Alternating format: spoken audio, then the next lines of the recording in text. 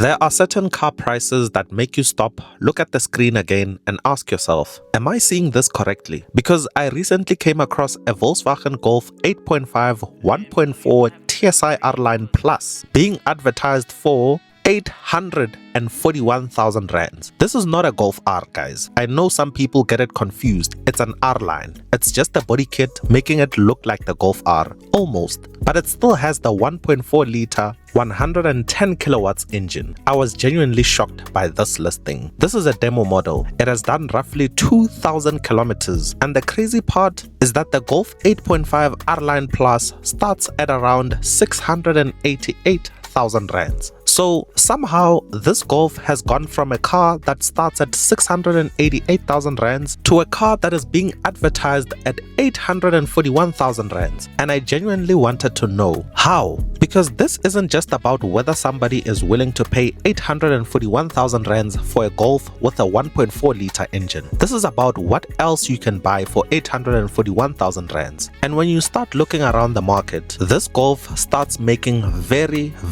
little sense. Please do me a favor and subscribe to the channel, guys. We are now knocking on the door of 50k. Smash that button and help your boy reach that milestone. Thank you so much for your support.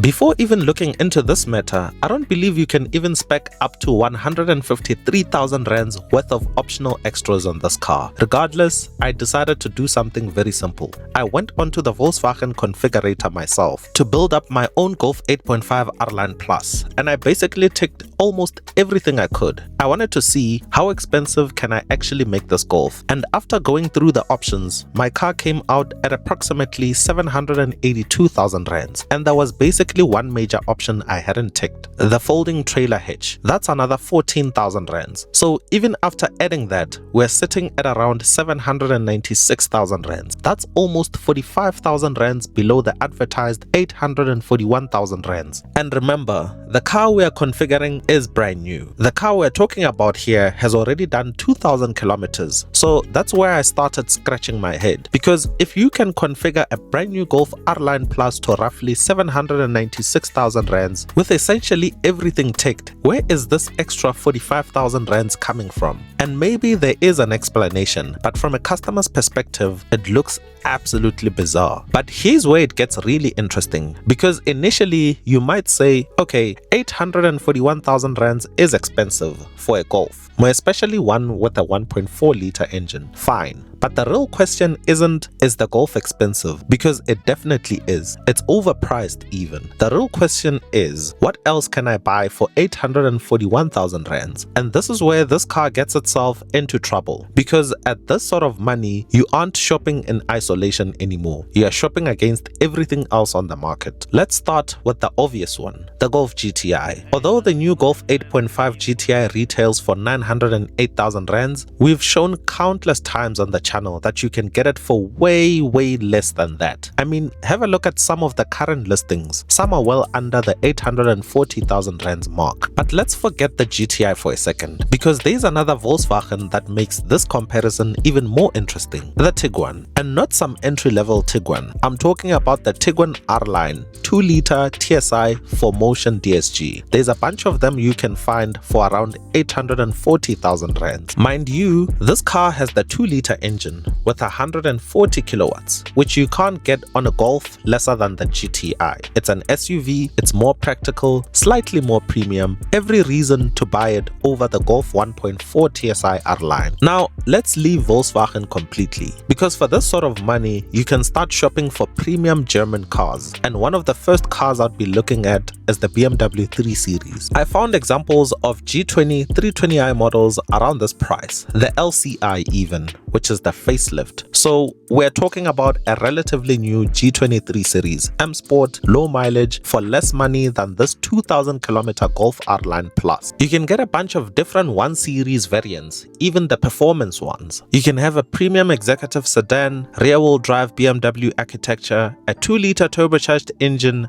a much more substantial car, and that BMW badge sitting on the bonnet. The Golf is smaller, more practical in some ways, easier to live with in the city, and cheaper to run. But if we're talking about a value at 841,000 rands, I'm not so sure anymore. The BMW becomes a very serious alternative. And if BMW isn't your thing, there's another German brand waiting for you, Mercedes-Benz. The W206 C-Class has depreciated into this exact price bracket. You can find C200s, even the C220D, around the 600,000 to 800,000 rand range, depending on year, mileage, and specification. For example, current listings include a 2023 C200 with 4,351 kilometers for 829,950 rands, while other 2022 and 2023 W206 C200s are listed in the 600,000 rand to 800,000 rand range. And now we're talking about a completely different proposition, a Mercedes-Benz C-Class, a proper executive sedan, premium interior, rear-wheel drive architecture, a 1.5-liter turbocharged mild hybrid powertrain, and in some versions around 160 or 170 kilowatts. I'll just put the exact figure on screen. That is the combined output, for roughly the same money or even less than a nearly new Golf R-Line Plus. And that's the problem. Don't even get me started on the number of options you have from Chinese manufacturers for way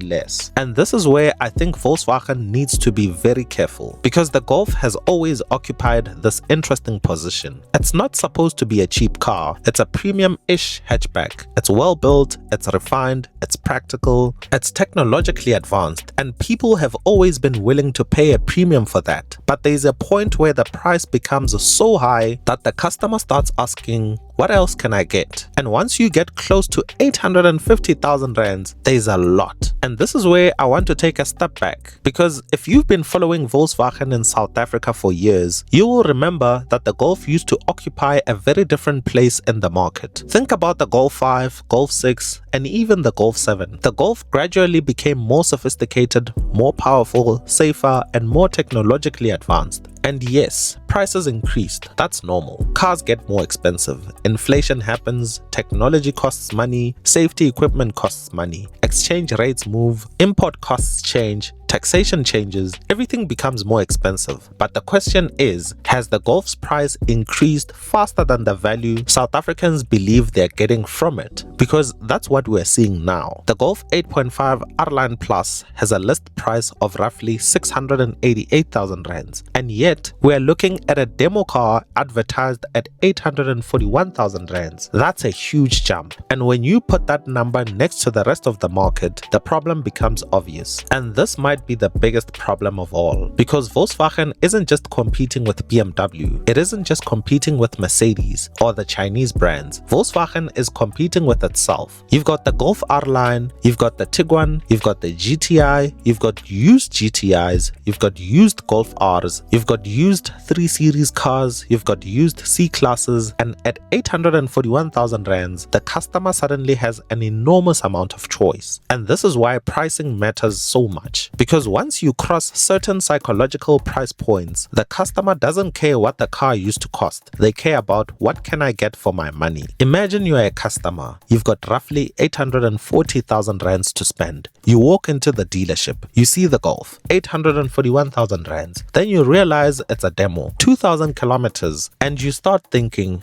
okay. Then you look at the GTI, then you look at the Tiguan, then you search cars online, and suddenly you see the BMW 3 Series, Mercedes C-Class, maybe an Audi A4, maybe even a lightly used Golf R, depending on the market. And now you've got a problem, because the question isn't, is the Golf R-Line a good car? Of course it is. The question is this Golf R-Line worth 841,000 rands? And personally, I don't think so. Even at 700,000 rands, it would still be far-fetched. And what I like is, the market always exposes that. Have a look at these listings. 1, 2, 3, 4, 5. All these cars are the R-Line Plus. All of them are under 600,000 rands. One is a 2026 model even. The rest are 2025. Most of them are under 20,000 kilometers. One even has less than 10,000 kilometers. There's a reason why these cars are at this price even after light use. It is indicative of what the market thinks they're worth. And I promise you, everyone who's paying or has paid 700 to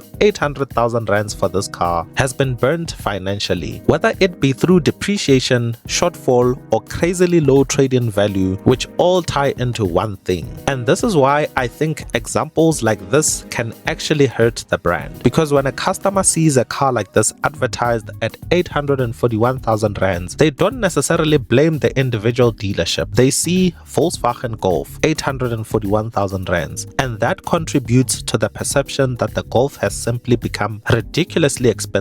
Meanwhile, you can walk into another Volkswagen dealership and find a Golf 8.5 R-Line Plus much closer to its actual retail price, or way below even. So now you've got inconsistencies across the market. You've got dealers discounting, you've got demos being advertised aggressively, you've got nearly new GTIs sitting around, you've got used Golf Rs competing with new Golfs, and the consumer is left wondering, what is the actual value of a Golf anymore? And that's ultimately what this video is about. The Golf 8.5 is an excellent car. It's refined, it's comfortable, it's practical, it's technologically advanced, and the Golf R-Line Plus is a very attractive package. But there is a massive difference between saying this is a good car and saying this is an 841,000 rands car. Those are two very different statements, because at 688,000 rands starting price, it's even a stretch considering the hectic competition from Chinese brands. But at 841,000 rands for a demo with 2,000 kilometers, it's just absolute madness really. A part of the market where the 1.4 Golf has to compete with the GTI, the Tiguan, some BMWs, Mercedes-Benz, and a whole host of nearly new premium cars. And that's where I think VW has a problem, because eventually consumers don't ask how good is the Golf, they ask what else can I buy for 840k. And when you ask that question, suddenly this Golf looks like such a poor offering. Let me know what you would buy for 840k in the comment section. Thank you so much for tuning into this video. Until next time, that's cheers from me.